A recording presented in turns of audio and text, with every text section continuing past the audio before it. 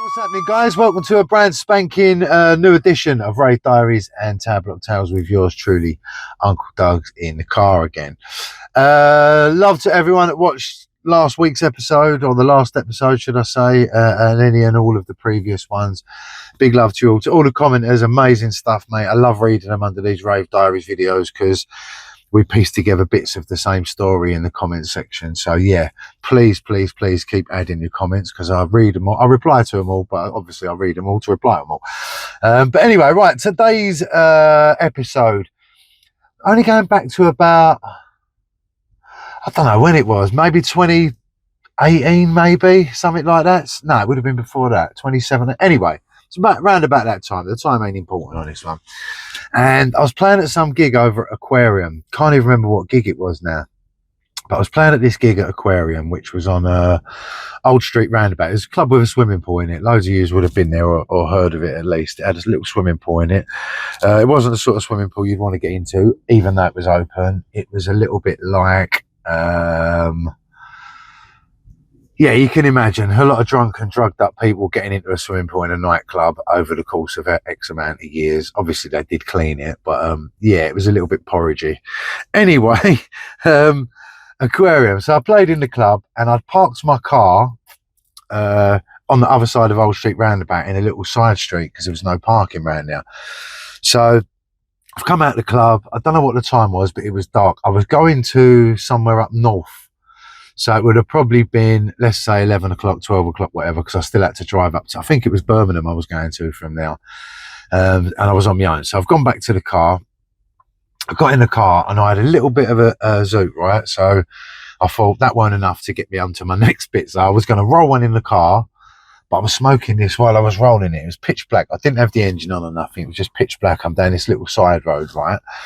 No lights on, no nothing. I'm just sort of like smoking my thing while I'm rolling one, ready for my journey ahead. As I looked up, I just see this guy come around the corner.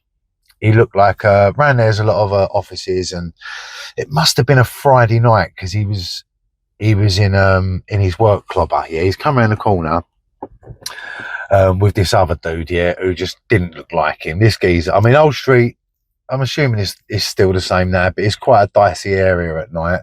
There's a lot of gang activity, but there's a lot of drug activity and a lot of mugging, and you know, people hanging about around that station looking for victims and whatnot, coming home drunk and all that. So it's quite a hot spot for that.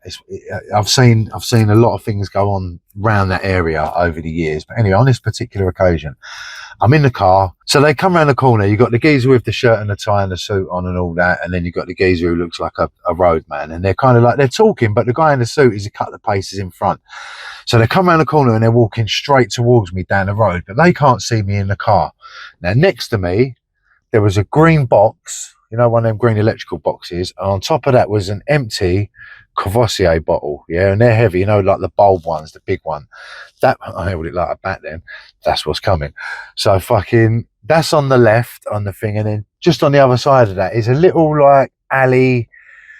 It's like it wasn't a road, but it wasn't an alley. It was like a delivery road or something like that, just a little thing out of the way. So they've come towards me. So I'm in the car sort of down like that. I'm watching them come in. And as soon as they come around the corner, I just thought it was a drug deal, to be honest. But something wasn't right about it. I knew that there was something, you know, they weren't together. They didn't start their night going out together and they weren't ending it together. I was witnessing something that I thought at the time was just him buying a bit of packet. He's out on the booze after work. He wants a thing, and this geezer. So they walk towards me and then they cut right in front of my car. Neither of them see me, right? They cut right in front of my car and they go down the alley. And I didn't know this because I'm just sort of like, I'm not really paying them any mind at the time because I'm just thinking it's a drug deal at this moment. You know what I mean? So I'm not really paying. I got them in my peripheral because just out of safety reasons, but I'm in the car. The car's locked. I'm doing my thing. There's nothing to do with me, is it? So unbeknownst to me, as they've gone down the alley, the roadman mate has picked up the Courvoisier bottle, right? So by now, my car's full of smoke. I've smoked my bit of thing and I'm getting ready to go. I'm just literally starting the car up, ready to pull out. Really tight parking space. I had a car in front of me and a car behind me, right? So remember that. So all of a sudden, I just hear like a load of commotion. And then my car starts rocking. I look in my mirror and I can see the geezer, the roadman, is weighing in he's mugging him basically. Do you know what I mean? He's hitting him with the bottle. The bottle didn't smash, but I could see him drawing the bottle up and kind of whacking it.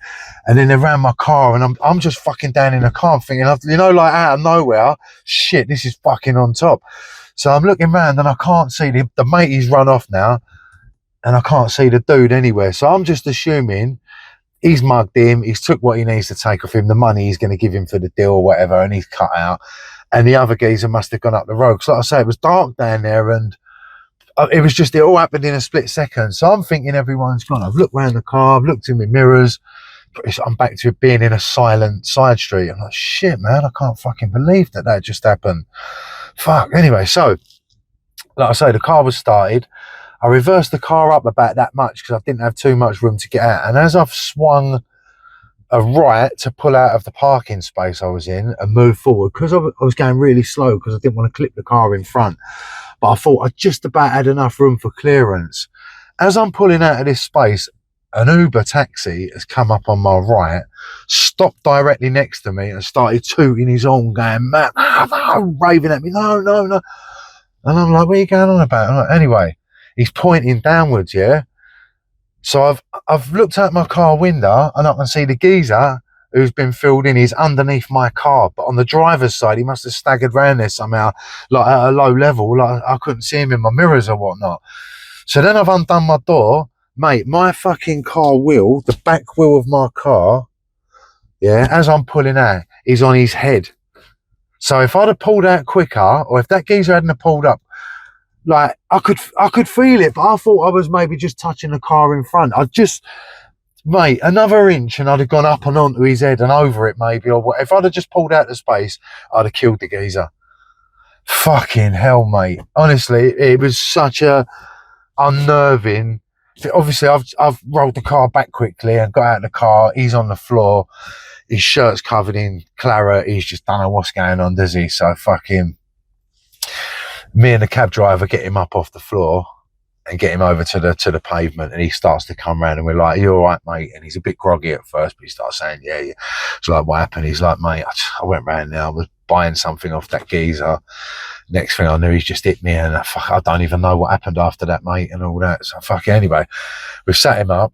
Mate, he's rung an ambulance, and I'm like, I don't need this now, because if the police and the ambulance and all that turn up, my car stinks of smoke. I've obviously been a part of this thing, albeit luckily I didn't fucking do anything, but I've been a sort of witness, I guess. Anyway, I've gone to pull away. I've said to the cab driver, listen, he's with you, fucking, he's all right. The ambulance on him, I'm out of here.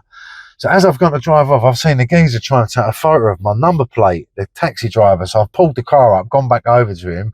I've had to take his phone off him, fucking delete the photo out of the phone.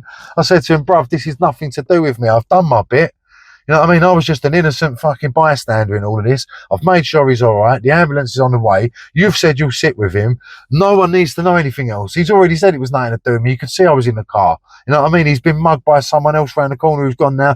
Boom. So yeah, I took the thing out, deleted it, gone to his recycle bin thing in his photos, deleted it from there as well. And then as I've drove off, I've watched him, but I thought he's probably memorised my number plate. I get round the corner. Well, I get about a mile up the road, and I rung Sarah up, and I was white as a sheet. I was like, it was a really, I don't even know how to describe the feeling. It was sickening. It was more the fault. I mean, it's bad enough that he's got mugged and filled in and lost his money, and his shirt's all ripped, claret down him, his face is all bust up and that. That's bad enough.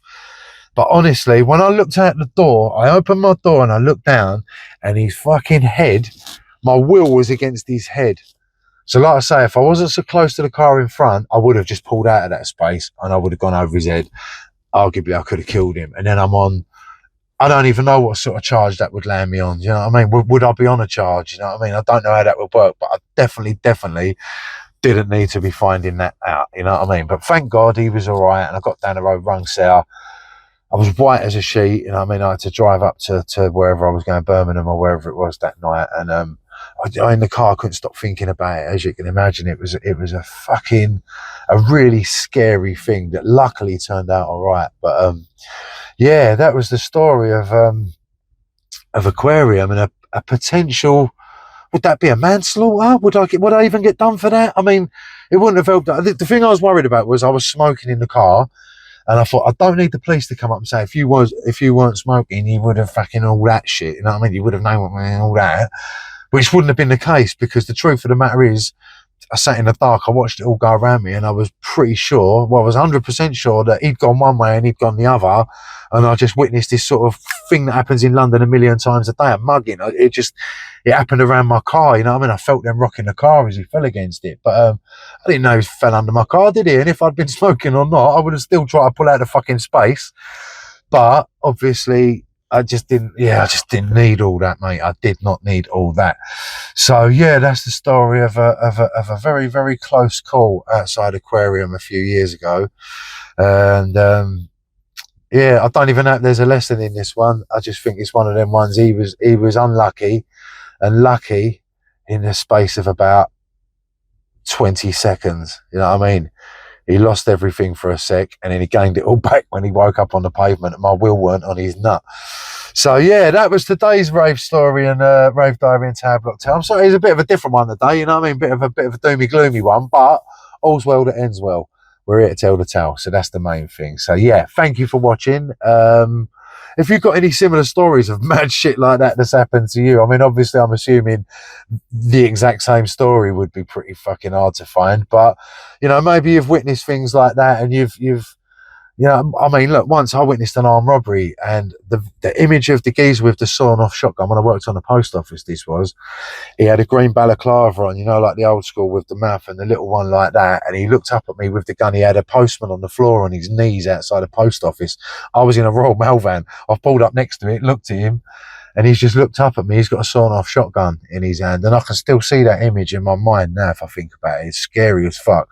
So yeah, maybe you guys have had some close calls that you know, you can tell us about in the comments. But either way, thank you for watching. It wasn't so much a rave diary or Tower Block Tale, was it, today? Like I said, it was because it was after the rave that the story is relevant. But yeah, it was a fucking close call. Anyway, love to you all. I'll see you on the next episode. We'll keep the next one upbeat, all right? Don't forget to subscribe. Don't forget the other playlist as well, Run Come Follow Uncle Doug's. In fact, there's a few playlists nowadays. Check them all out. They're all on the channel. Yeah, boom. Jobs are good. See you on the next one.